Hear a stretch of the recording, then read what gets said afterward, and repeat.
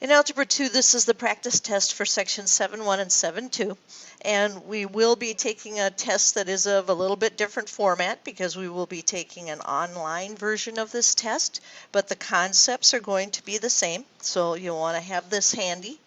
It says show all work, and again, with the online test, we won't be able to do that. Decide whether or not the listed function represents exponential growth or decay. Give the percent of growth or decay, and like it says, a sample answer would be 42% growth.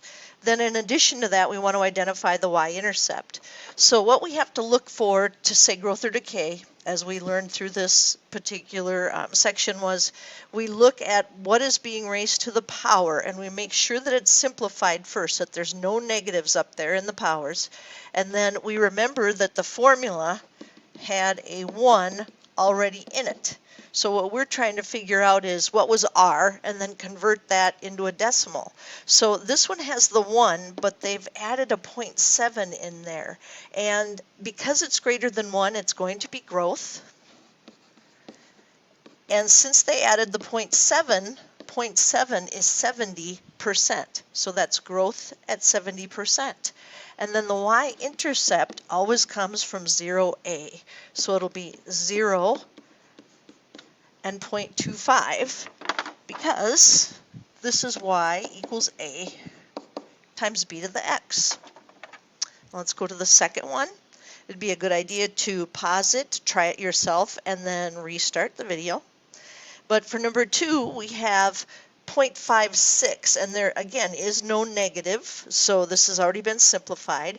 That tells me this is going to be decay because that's a value that is less than 1.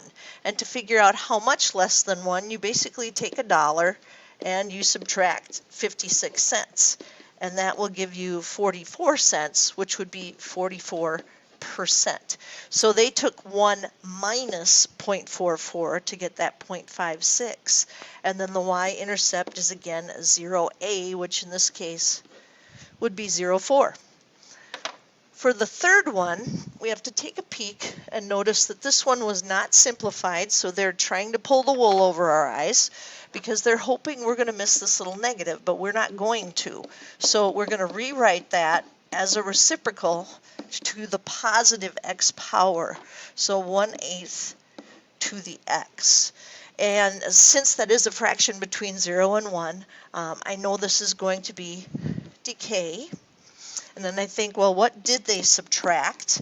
And if we want to find what they subtracted, we're going to take 1 minus 1/8. That would leave us with 7/8. And then we'd grab a calculator and we would figure out what 7/8 is as a decimal. And 7 divided by 8 is 0.875. So that'll be decay of 87.5%.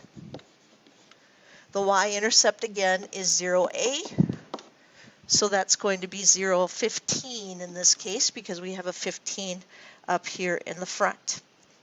Now we switch gears and we start talking about the graphing pieces. So describe how the graph of each function is related to the graph of its parent function, then graph it.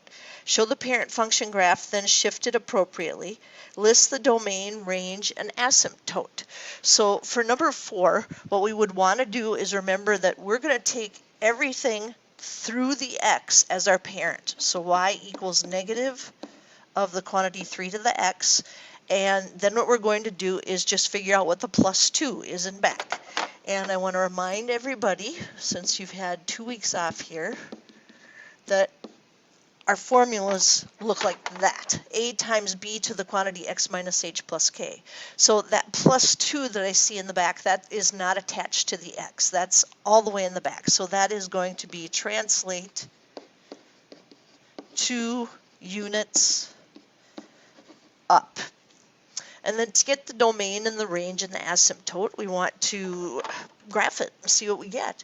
So we're going to graph that parent function, y equals the negative of 3 to the x, and we start thinking about what that 3 is doing, and that is definitely growth. So we will not need a lot of negatives. So let's just try negative 1, 0, 1, and 2. If you raise 3 to the negative power, you get 1/3, and then you have to multiply it by a negative, so it'll be negative 1/3 because that's following the order of operations. Raise it to the negative 1 power, then multiply it by negative 1 out in front. 3 to the 0 is going to be 1, and then we have to multiply it by a negative, so negative 1. 3 to the first is 3, but then we multiply it by a negative and get negative 3. 3 squared is 9, and then we multiply it by a negative and get negative 9. So here's our parent at negative 1, negative 1/3, 0, negative 1, 1, negative 3, and 2, negative 9. And again, we want that dashed or dotted, and we obviously want that incredibly accurate. You want to graph the points that you literally found in that table. And I know to a lot of you it's like, duh, that's what we need to do. But in the homework, some people have really been sloppy, so make sure that you are putting those graphs on there, putting the arrows on there, all of that good stuff. Now what I have to do is realize that I'm going to translate this 2 units up, which of course means I'll have a new asymptote. And that new asymptote is always going to be y equals k. So in this case, it's going to be y equals 2. And we'll go ahead and fill in that block. Because what I have to do with my blue graph now is I have to move all of those 4 nice points that I had there 2 units up.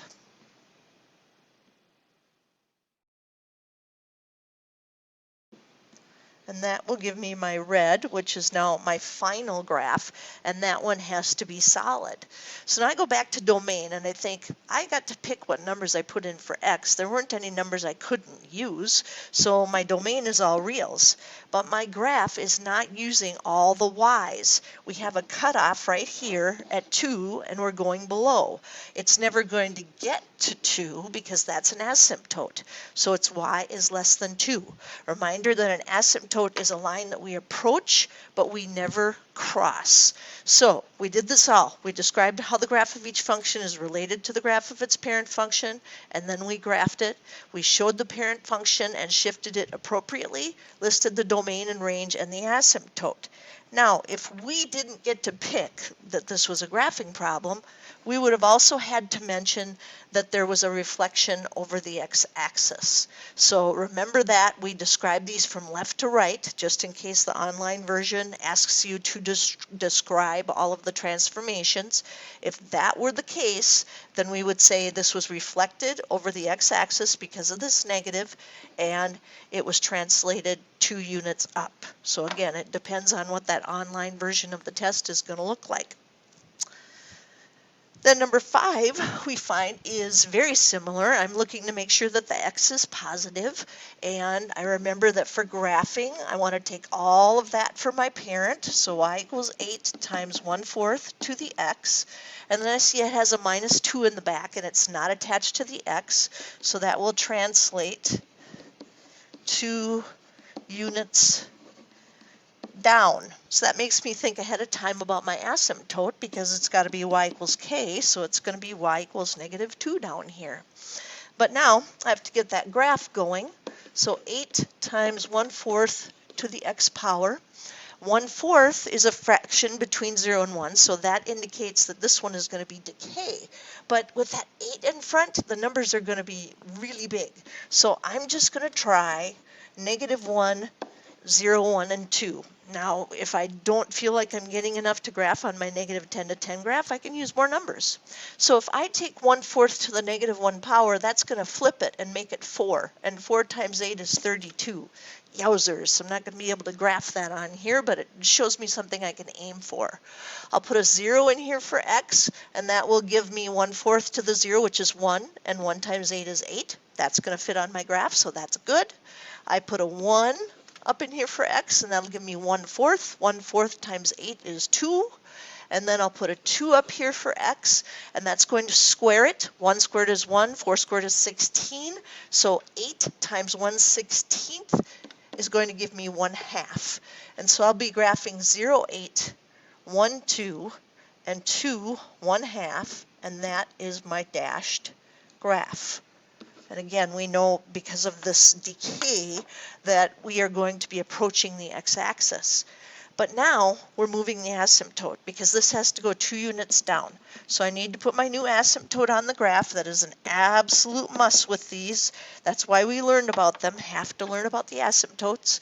And then I'm just going to move those 3 points that I had that were not too troublesome 2 units down and make my solid graph again in the red.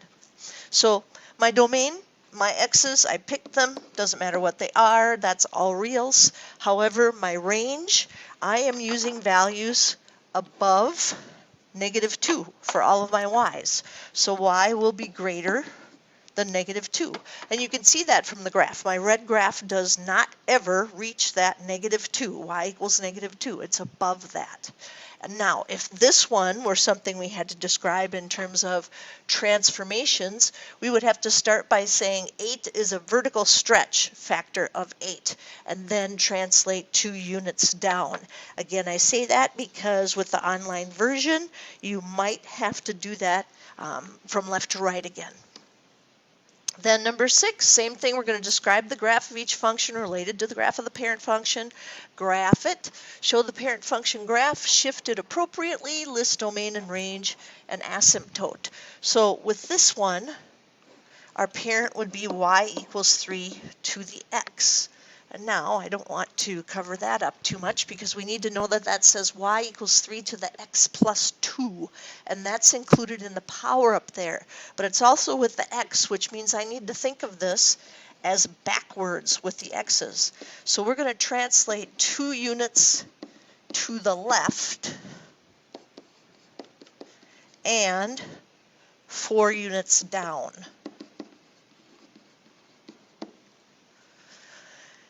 And as I do the 4 units down, I'm thinking ahead of time that my asymptote is now going to be at y equals -4, because again, my asymptote is always at y equals k. Graphing wise, I just take y equals 3 to the x as my parent function, and then I'll use the other 2 numbers to translate. 3 is going to be growth, so don't need a lot of negatives, probably not going to be able to fit a lot of positives on this either because 3 is some pretty hefty growth. 3 to the -1 power is 1/3, we're just putting it up in here for x. 3 to the 0 is 1, 3 to the first is 3, and 3 squared is 9.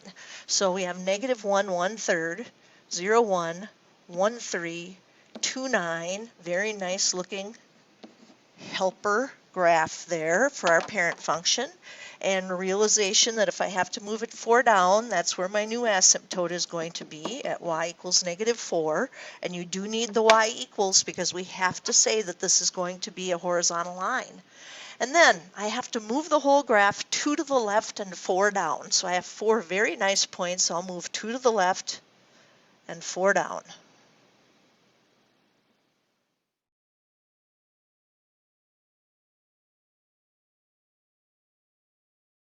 And again, my graph needs to look like it's approaching the line y equals -4, but never crossing it. So with all of these, our domain is all reals. And the range, we have to think of, oh, my cutoff was -4, but that was my cutoff. It's never going to be -4. So y is going to be greater than -4. So what we found out when we were doing these in class was if there's a negative in front, that for the range we have to have y is less than, but if there's a positive in front, then it's going to be greater than, and that takes care of the graphing portion of the test. And then we get to the problems that involve interest, and we have the formulas right here that need to be used, and this is the formula that was really called simple interest. Our book just expressed it as exponential growth. And then the second formula here with the minus in it, that was called the depreciation formula in the book because it's going down. We have a 1 minus r. And then A equals, this one was for compound interest, and that's because n stood for the number of times, oh, I'm going to spell interest right, the number of times each year that it was going to be compounded. And then we had the stinky green shampoo formula, and this one we could only use if the problem said continuously compounded or compounded continuously. So the CC words, that's what we were looking for here. So we go ahead and read number 7. It says we have to set this up and then we have to figure it out. And it says you purchase a new car for $33,000. Your car depreciates at a rate of 14% per year. What is the value of your car after 10 years? So depreciate is going down. And that's our formula that has 1 minus r in it. The value is 33,000. And we have to change that 14% to 0.14, always moving that 2 decimal places. And they want to know what's going to happen after 10 years. So hopefully we can take 1 minus 0.14, because a dollar minus 14 cents would be 86 cents. So we'll have 33,000 times 0.86 to the 10th power. And then you can go ahead and punch that one in, and that'll be $7,302.95. So there's our final answer. Number 8 says the population of Mathtown is 72,000. The population is increasing by 22% each year. And what will the population be in 15 years? So this is what I saw. And it didn't say, they're going to do this 4 times a year or anything like that. So this is growth, and that would be our simple interest formula. And we're going to start with 72,000, 1 plus 0.22, and we need that to the 15 years. And of course, we can take a dollar and add 22 cents, for goodness sake. So 72,000 times 1.22 to the 15th, and then you go ahead and punch that one in, but this is population and it's people, so we're not going to use decimals with this. 1,421,445. Again, you should pause the video, punch that in yourself, and make sure that you're going to get the right answer when you do that. Number 9. A parent increases a child's allowance by 10% each year. If the allowance is $5 now, when will it reach $12? Well, only thing I saw here was each year, so we can go ahead and use our simple interest, our growth formula. And they have $5 now, going up by 10%, so 0.1 or 0.10 to the t. And we want to know, when will that be 12? I'm going to go ahead and add $1.10 and get $1.10. So this problem is different. What we're looking for is in the exponent, and that means we have to use the graphing calculator to solve this one. So we're going to go ahead and put this one in for y sub 1 and this one in for y sub 2, and we'll see what we can find. Oh, I have to hit this. There we go. Hopefully it'll come back reasonably quickly. There we go. So in y equals, we need to put our 5 parentheses, 1 point, you don't need the extra 0 in there, but 1.10 would be fine, and to the x power. And then we also need to see, when is it 12? Well, my window is set from -10 to -10, -10 to +10. That's not going to be any help. So what I need to do is think, x stands for the time in years. I'm going to start with 0, and I'm going to go to 20. Might be too much, but at least I'll be able to see what I need. And I have to see $12 in the y's. That's the answer I have to be able to see. So I'm going to do 0 to 15. And then I'm going to hit graph. Ooh, that was a quick one. So now I can see exactly where the two are going to be equal to each other. And what I'd have to do is hit second trace and number 5 and hit enter 3 times, since those are the only graphs that I have in there. And Blinky tells me 9.1854694 is the answer to 12. But we have to remember that we're going to round up. And yes, I know these are the parents, so they're probably going to give it to them anyway, but we're going to round up to 10 years. We're going to think of this as a banking problem, and with a bank you have a contract, and you have to wait until the end of the year. Then we get to the page that has, well, actually, this is all on the back page for this. And again, I have the formulas up there so you can remember: simple interest, depreciation, compound interest, and continuously compounded interest. And for number 10, it says your grandparents invest $82,000 when you're born for your college fund. The account pays 1.5% interest compounded monthly. That is incredibly important because that tells me that I have to use the compound interest formula from back up top that looks like that. How much will you have when you graduate from high school 18 years later? Well, let's find out. So, 82,000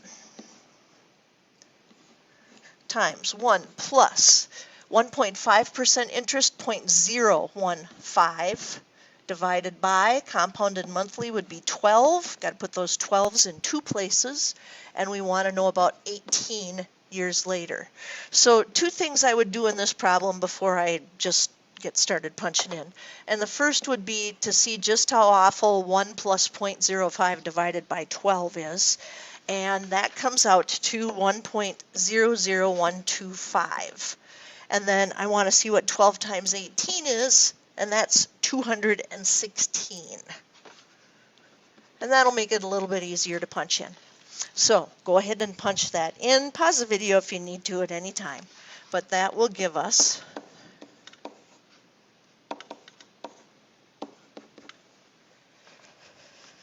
$107,398.97, which makes pretty good sense when you think about the fact that they had 82,000 in this to start with. I want to make sure that looks more like a comma there.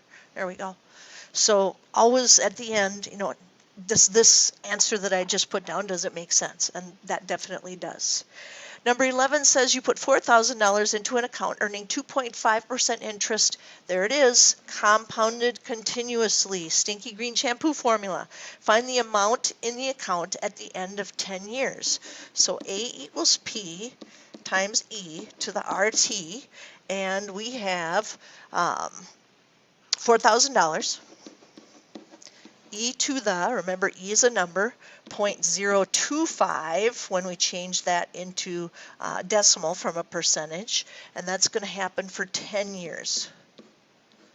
So this one again, you might want to, wouldn't have to, but you might want to go ahead and take 0.25 times 10, that's 0.25, but you don't have to. We all know that if you use second and ln, that e to the power button comes up and works out really, really nicely.